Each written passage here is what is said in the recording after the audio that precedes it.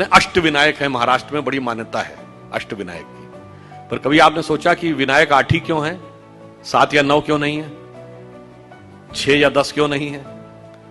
हमारे यहां कोई भी चीज बगैर कारण के नहीं है, बगैर तर्क के नहीं है। अच्छा, कभी आपने सोचा कि भगवान गणेश का शरीर मनुष्य का है और सर हाथी का क्यों है? और उनका सर काटा क्यों गया? सर हाथी का क्यों है, सवारी चूहे की क्यों है? दोनों में बहुत विरोधाभास नजर आता है ना। और उसके बाद यदि हाथी का सर है तो उनको एक दंत क्यों कहा गया? हाथी के तो 2 दांत होते हैं, तो फिर एक ही दांत क्यों है?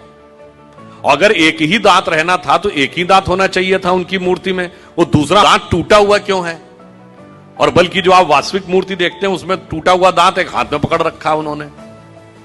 कभी आपने विचार किया कि ये क्यों है? इसमें से कुछ भी कहानी नहीं है, कुछ भी कल्पना नहीं है। और गणेश जी किसके देवता हैं? रिद्धि और सिद्धि के देवता हैं, यानी संपूर्ण सिद्धियां गणपति की आराधना से मिलती हैं। और गणेश जी पुत्र किसके हैं?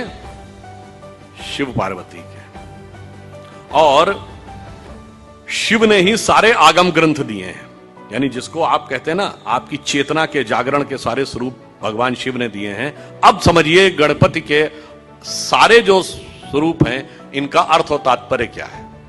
देखिए, भगवान गणेश का वह स्वरूप हमारे अंदर की जो वास्तविक चैतन्य ऊर्जा होती है उसके उत्थान की वह प्रक्रिया को प्रतीक रूप में दिखा रहा है। सबसे पहले सर कटना किस लिए जरूरी है?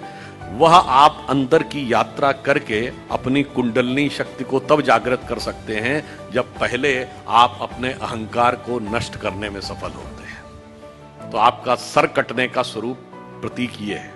दूसरा, हाथी का ही सर क्यों है? क्योंकि हाथी की जो सूंड है, और आपने देखा होगा हमेशा गणपति की सूंड इस दिशा में यूं है, कभी ऐसे नहीं है। क्यों?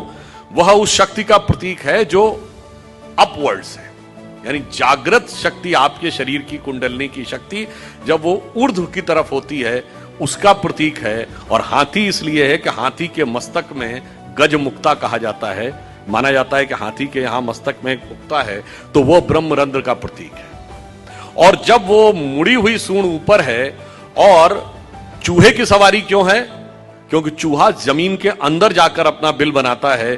तो जब आप एकाग्र चित्त होकर अपने अंदर की यात्रा में उतरते हैं तभी जाके आप इस शक्ति को पहचान पाते हैं और उस शक्ति को ऊपर उठाने का सामर्थ्य पा पाते हैं। 8 ही विनायक क्यों हैं? क्योंकि 8 चक्र हैं, मूलाधार, स्वाधिष्ठान, अनाहत, आज्ञा, विशुद्ध चक्र और ब्रह्मरंध्र। और अब एक ही दांत क्यों है? क्योंकि जब आप आज्ञा चक्र से ऊपर जाते हैं तब द्वैत के साथ वह यात्रा नहीं हो सकती, यानी संसार और ब्रह्म 2 में से एक को ही चूज करना पड़ता है। तो वह दांत टूटा हुआ क्यों है?